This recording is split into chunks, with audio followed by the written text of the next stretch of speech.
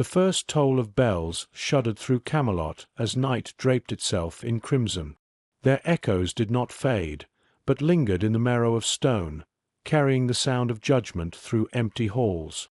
Above, the moon climbed, yet not in silver serenity. It rose blood-red, its glow staining spires, ramparts, and streets alike. The city's breath turned to whispers, for even the youngest child had heard the tale. When the moon bleeds, Albion's fate will fracture. In the council chamber, firelight burned weak against the encroaching dark.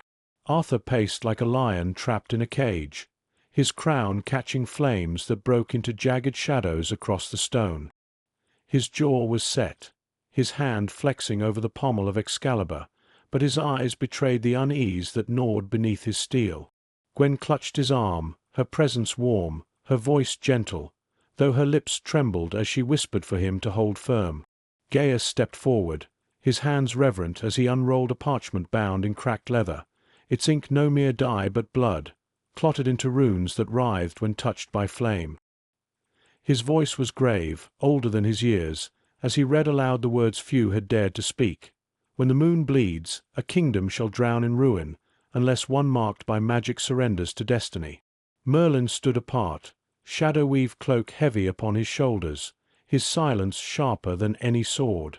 The words seemed to carve themselves into his bones.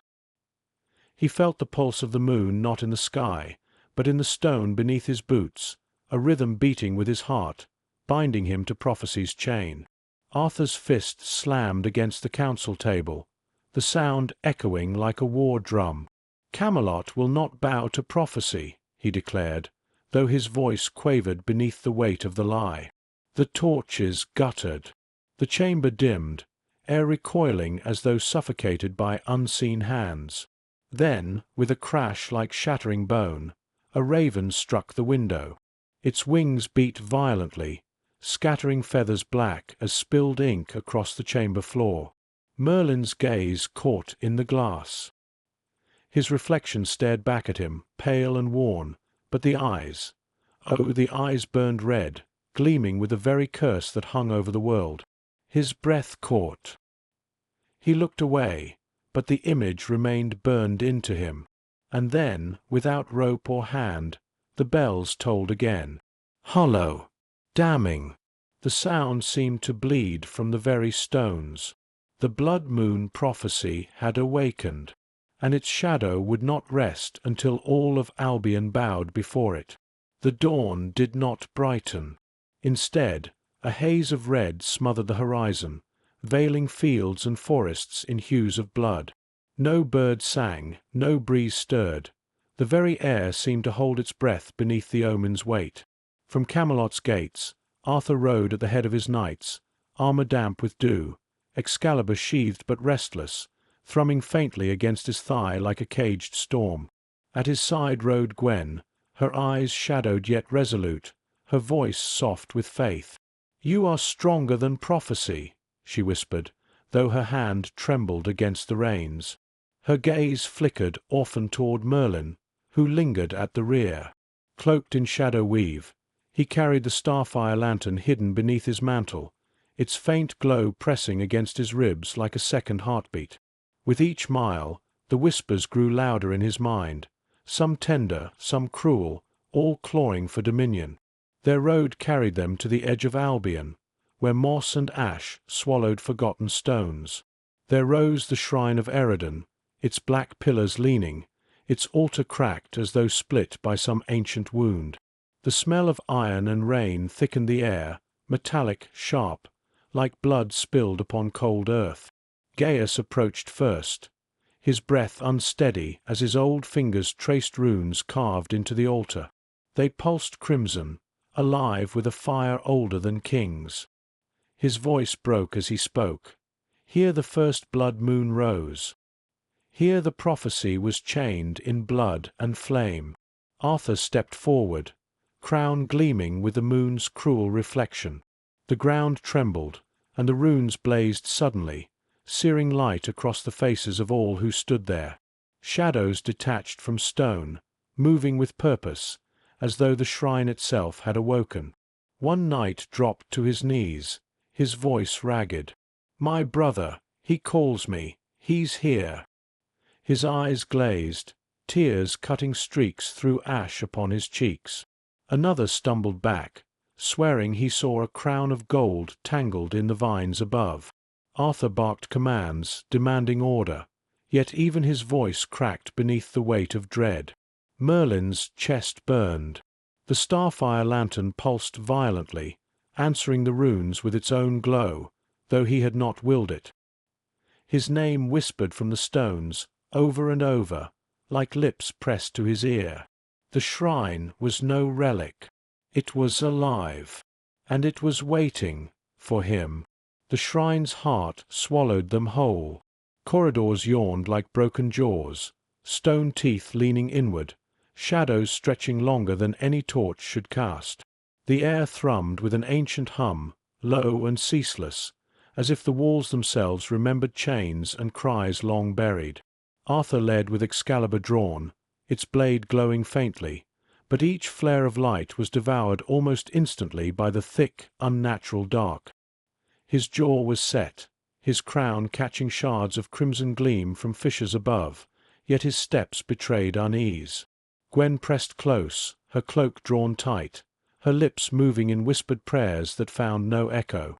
Behind them, Gaius paused, his old knees bending as his hand traced spirals carved deep into the stone floor. The runes coiled, not outward in blessing, but inward in binding, their pattern tightening like a snare. His voice was grave. This place was not built for worship. It was built for prison. Merlin's pulse quickened. The whispers in his skull no longer fought for clarity. They spoke as one, layered in dreadful chorus. His mother's cry of warning, Morgana's laughter like shattered bells, Arthur's voice twisted with venom. His chest seized as visions tore across his sight. Camelot's towers burning beneath a crimson sky, Gwen veiled in morning black, Arthur lying slain, Excalibur slipping from his grasp into blood-soaked earth.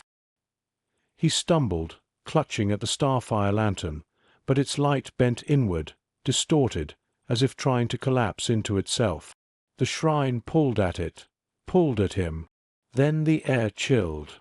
Frost crept along the walls, spreading in delicate veins that hissed when they touched fire. A shape stepped forward from the red haze, her cloak damp with dew, her breath misting. Morgana emerged, her eyes reflecting the blood moon's cruel light. Her smile was thin, merciless. "The prophecy is not warning," she hissed, her voice echoing as if the shrine itself repeated her words. "It is promise. And promise, Merlin, must be fulfilled." The runes flared, red light boiling from the stone. The shrine groaned like a beast stirring in its sleep, and the chains of destiny strained, trembling as though ready to break.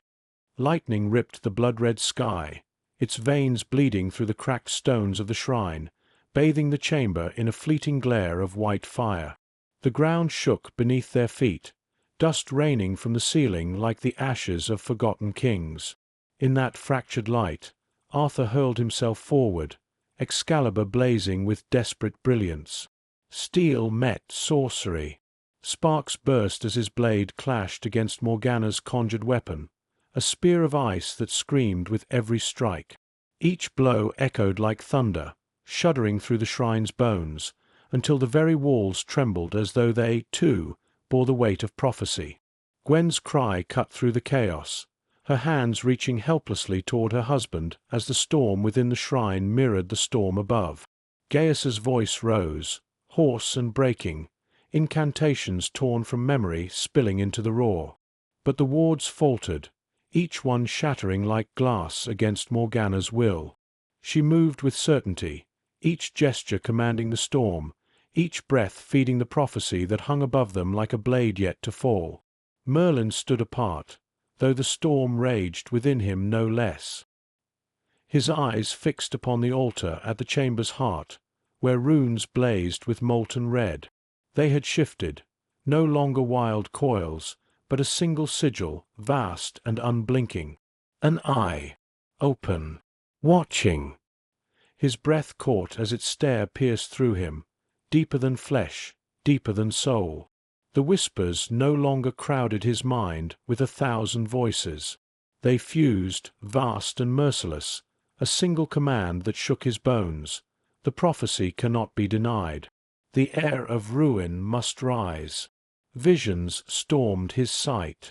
Arthur's crown shattered like brittle glass, fragments scattering across burning stone. Gwen wept, her tears falling into blackened pools. Morgana sat crowned in frost, her throne carved from the corpses of trees, while Camelot's spires crumbled beneath the crimson sky. Arthur staggered, Excalibur faltering as Morgana pressed him to his knees, her blade of ice grazing his throat. His voice broke as he called, "Merlin!" a plea and a question entwined. Morgana's laughter rang sharp as glass shattering across stone. "Choose, Merlin. Save him, and surrender your soul, or claim what fate has already written. Be the last enchanter, and let Albion burn anew." Merlin's hand trembled, reaching toward the altar. The sigil pulsed, each beat a throb of fire and shadow, each beat sinking chains deeper into his veins. His fingers brushed the stone, and the shrine shook, the storm above splitting in two. The rune eye flared, open wide, staring unblinking into the heart of Merlin himself. The altar split with a roar like the tearing of the earth itself. Fire and shadow surged upward, flooding the chamber in molten light, searing stone and flesh alike. The shrine convulsed, walls groaning as though some ancient breath had returned to life. From the blaze a figure rose, Merlin's own likeness, yet cloaked in black, its eyes burning with crimson flame. The whispers ceased. The chamber, once filled with voices layered upon voices, fell into a silence more terrible than sound. And then one voice spoke, the same as Merlin's, but twisted, venomous, dripping with truth sharpened into a blade. Arthur staggered, blood streaking his brow, Excalibur quivering in his grasp. Its glow faltered before this apparition, as if the sword itself feared the reflection standing before them. Gwen clung to Arthur's arm, her breath torn to shreds, her eyes wide with horror. Gaius fell to his knees, his hands clutching runes that burned his palms raw. Morgana did not falter. Her smile widened, eyes gleaming with triumph. She drank in the sight as though this shadow was the crown she had waited her life to wear. The doppelganger stepped forward, the heat of its presence bending the air. The blood moon prophecy is not warning, it intoned, each word ringing like iron on stone. It is choice. One bond must break. One throne must burn. Only then will Albion endure. Its gaze swept across them. Arthur, trembling but unyielding. Gwen, tears burning her face. Gaius, muttering prayers already lost. And then it fixed upon Merlin. The shrine quaked. Roots burst through the stone floor, writhing like serpents, binding the knights where they stood. Their cries rang out, muffled by the storm, their armor crushed by the forest's grip. "Merlin!" Gaius shouted, his voice frayed, his heart breaking. "You are not its vessel. Resist." But the shadow only stepped closer, its footfalls cracking stone. In its hand shimmered a crown wrought of flame and blood, its edges humming with the voices of kings long dead. It extended the crown toward Merlin, its eyes glowing like coals in a dying fire. Merlin's chest burned as visions clawed his sight. Arthur lying slain by his hand. Morgana laughing from a throne of ice.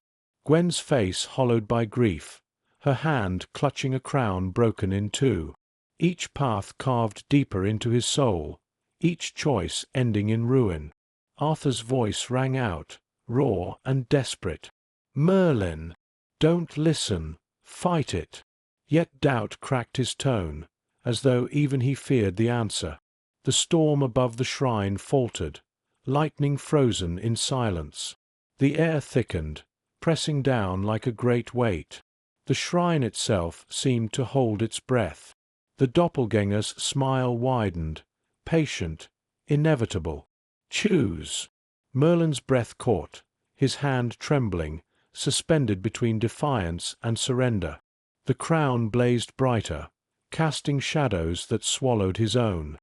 And in that silence, Albion waited. Dawn bled across the horizon, yet no warmth came with it.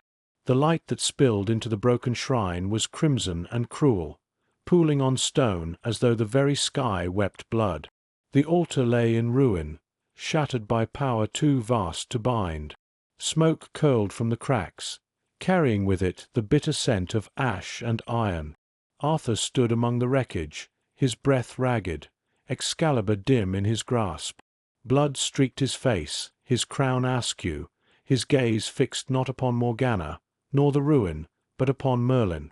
In those eyes lingered suspicion, sharp and unfamiliar, as though he no longer looked upon a friend, but something unrecognizable. Gwen knelt at his side, her hands trembling as she tried to steady him. Her tears fell onto ash, each one vanishing as though swallowed by the stone. Even her faith faltered, for she had seen the shadow in Merlin's face, had heard his silence where a vow should have been. Gaius spoke, his voice low, heavy with sorrow. "The prophecy is not ended. It has merely been unbound. The chains are broken, and fate now scatters into paths none can foresee." His words were final, yet offered no comfort. Morgana was gone, dissolved into mist, her laughter lingering like smoke across the dawn. It clung to the broken stones, mocking, triumphant. She had not won, yet neither had she lost. Merlin knelt among the shards of the altar. His fingers brushed a fragment, its surface catching the dawn's light. In its reflection he saw not himself, but the hollow-eyed doppelganger, its smile faint, cruel, certain. His chest tightened, the weight of silence heavier than any word. Arthur approached, his armor dragging with exhaustion, his hand trembling as he set it upon Merlin's shoulder.